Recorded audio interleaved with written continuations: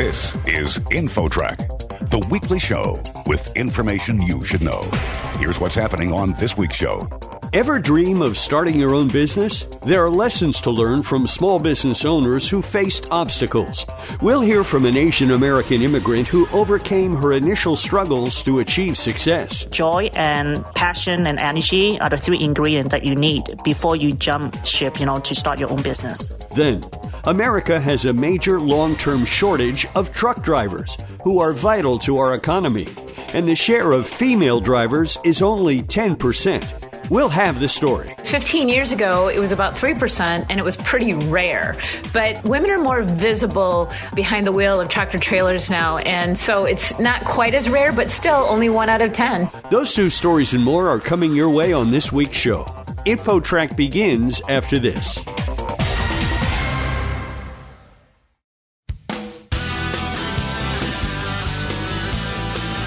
InfoTrack, the weekly show with information you should know. Here's your host, Chris Whitting. Tens of millions of people are in the world of small business, and there are always new lessons to learn from the experts. One expert is Sarah Y. Tse, author of 7 Years on the Front Line, True Stories and Tough Lessons About a Small Business That You Won't Learn in a Classroom.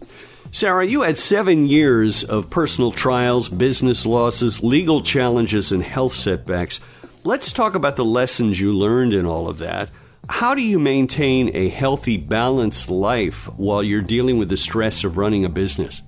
Well, I'm very intentional how I spend my time and what people that I allowed into my life. So to be intentional is, I make sure I have 7 hours of sleep, go to gym, take all my supplement. During the time when I was going through a trial, I make sure I also have a very strong support system, my family and a few very close friends, my mentors. They were with me, along the way. So I think being intentional and being very careful, how you spend the time and also allowing the people who supported me, helping me with the trial. Now, you have had quite an education. You went to law school, you earned an MBA in business. But we also hear about people such as Bill Gates who dropped out of college. How important is education to success in small business? Well, for me personally, it's very important. I found that through education, it really helped me to think independently and make wise business decisions. If I did not go through the MBA program, I would not know how to analyze financial statement. If I did not go to law school, then I didn't know, how civil criminal procedure worked, which helped me, to be a better business owner and also a better steward, how I make decisions for my personal life. So I think, it's just applied to my case. Education has always been huge for my TSC family. Also going back to a couple hundred years ago, we have scholars in our family line. So, when it comes to my generation, my parents were very intentional to make sure we all receive the best education in Hong Kong and also overseas. Yeah, it says here you came from Hong Kong to the U.S. at the age of 18. You went to college here and so on. What motivated you to start your own business? I actually just planned to work for someone for the rest of my life. I did not intend to start a business. Before my father and I started TSC Worldwide Press, I had a partnership with my former employer. At that time, the business that he was running and in partnership with another person, they had disagreement. They were thinking of closing down the business, but I needed a job. So he recruited me to be his partner. That's how it started. Within the first year, we already make profit. I did tell him, that the partnership would probably last for 2 years. I just told him I didn't know why it was 2 years. And exactly 2 years ago, he started doing something illegal, so I had to get out of the partnership. That's how I started TSC with my family in 2004. You've mentioned legal issues you ran into. Obviously, you have studied law. When should someone consider suing versus settling with your opponent? I think when they run out of all the options and the amount that is involved is large enough to require, litigations involved. In my case, my first lawsuit was in 2011. It involved $1.35 million with one of our former clients who defaulted on the amount. I spent about 5 months to get 2 different law firms to try to settle outside of court, but the other party did not want to budge, or settle. So I ran out of all the options, and the amount as a small business, it was 1.35 was a lot of money to us. So I have no choice. And I consulted with a few of my very close mentors before I made a decision to file my first lawsuit against my former client. I heard a business owner once say that when they have a client who gives them indigestion, they fire the client.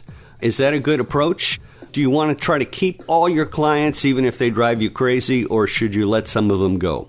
No, I use the same philosophy when I select friends, in my circle.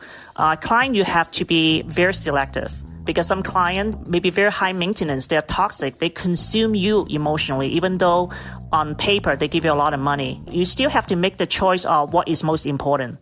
Your emotional state, because they can drive your employee crazy too. So for me, I made a decision that, any client asks us to do things that are not ethical or the project that involved do not align with my belief. I'm a Christian, I have a situation that I was approached with project that contradict, to what I believe.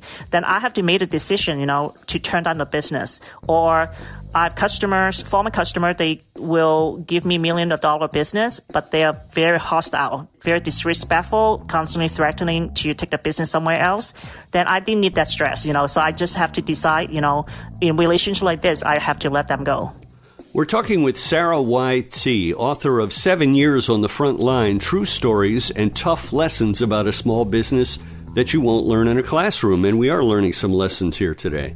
Sarah, what would you say to someone who maybe they're working for somebody else and they've thought about jumping into small business, owning a business? What's the best way to do that? Should you try to do both things at the same time and kind of test the waters, or do you need to just jump into it 100%?